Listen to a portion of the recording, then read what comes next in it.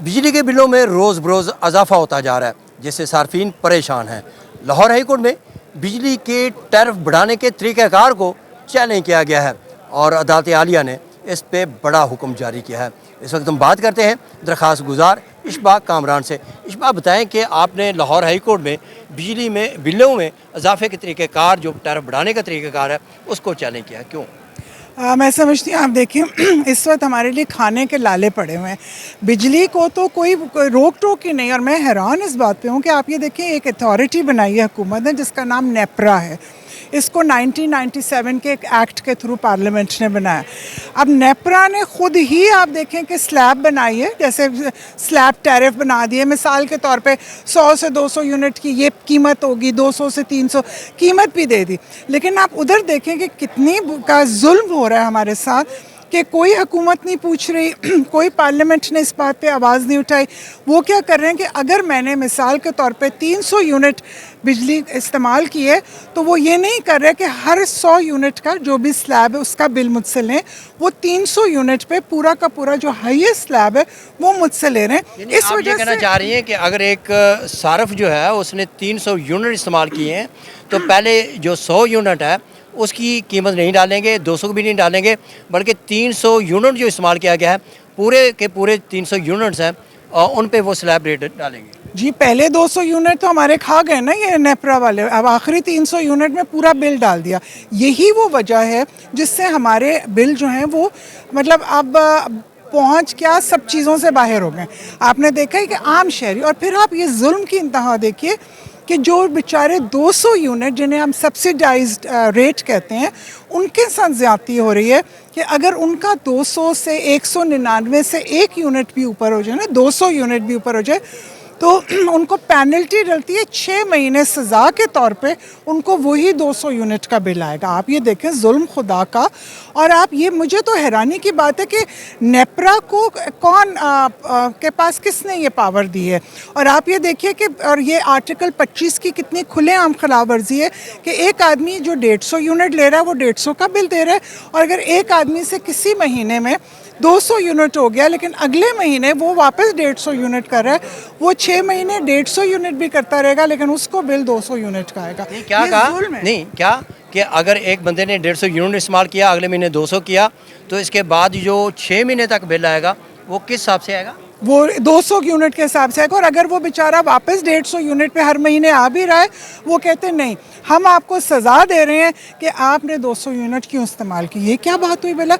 ये आज मैंने पिटीशन में चैलेंज किया कि आप किस कानून की खिलाफ वर्जी है? ये आर्टिकल नेपरा के एक्ट सेक्शन 31 की, भाई मतलब 31 की खिलाफ वर्जी। इस तरह आपने स्लैब बनाए तो आप उसके मुताबिक करें ना। जैसे अभी आपने खुद ही सवाल उठाया कि हमने 300 यूनिट इस्तेमाल किए, तो हमारा बिल कैसे होना चाहिए?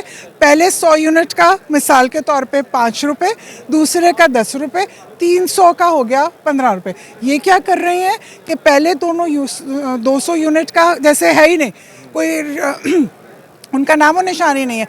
300 यूनिट के ऊपर 15 रुपये से कितना, इसको कहते हैं क्लिफ इफ़ेक्ट।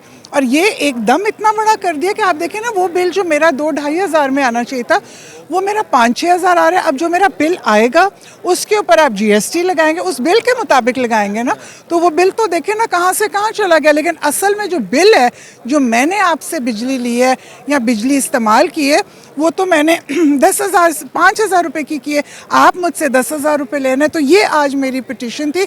और फिर मेरी पिटीशन में आपने एक और भी, तो जो चेयरमैन नेपरा हैं उनको तैनाती को भी चैलेंज किया गया ना, वसीम मुख्तार गालबन उनका नाम है, उनकी तैनाती को भी आपने चैलेंज किया हुआ है। जी बिल्कुल, अदालत ने नोटिस जारी करते हुए फाकी हुकूमत से और दीगर से जवाब तलब कर रखे हैं। जी, नेपरा से इन्होंने जवाब था। और आप ये देखिए कि ये नेपरा है जिसका अपना चेयरमैन गलत, गैर आईनी, गैर कानूनी तौर पे बैठा हुआ है। और वो हमारे क्या किया, उनकी तैनाती में क्या पॉइंट्स उठाए? बहुत इंटरेस्टिंग है कि देखिए, अपना ही कानून बनाया। ठीक है, कानून में लिखा है कि जो एक चेयरमैन, करंट चेयरमैन होगा, उसके बाद नया चेयरमैन जो है वो उससे 90 दिन पहले, उसके जाने से पहले उसका अपॉइंटमेंट हो जाएगा।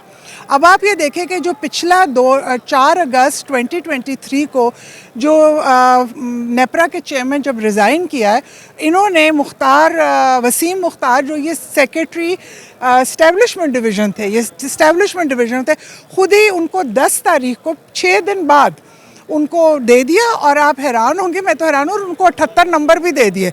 भाई किस चीज़ के 78 नंबर दे दिए? और आप ये देखें, जो सबसे दुख की बात है कि उसको कैबिनेट ने सर्कुलेशन समरी से अप्रूव किया। हमारा इन पे अदालत ने जवाब मांगा था, तो उसमें अभी तक पेशरफ तो अभी तक सारों के जवाब भी नहीं आए। आज ही उन्होंने नेपरा को वकील ने वकालतनामा पिछली पे जमा करा और उनको 3 हफ्तों का टाइम दिया कि ये इसमें सारी डिटेल बताएं। लाहौर हाई कोर्ट में जो टैरिफ बढ़ाने का तरीक़ेकार है, इसको चैलेंज किया गया था और इस केस की समाअत जो है वो लाहौर हाई कोर्ट के जस्टिस खालिद इसहाक ने की है और इस पे जो वफाकी हुकूमत और नेपरा समेत दीगर को नोटिस जारी करते हुए 2 हफ्तों में जवाब तलब किया गया है। और दरख्वास्त गुजार इशबा कामरान का ये कहना है कि इस हवाले से चूँकि मफाद आमा का केस है, तो इस केस की वो आखिर तक जाएंगी और उनकी पूरी उम्मीद है कि अदालत आलिया इस केस में लोगों को रिलीफ देते हुए जो टैरिफ का बढ़ाने का तरीक़ेकार है, इसको कलअदम करार देंगी।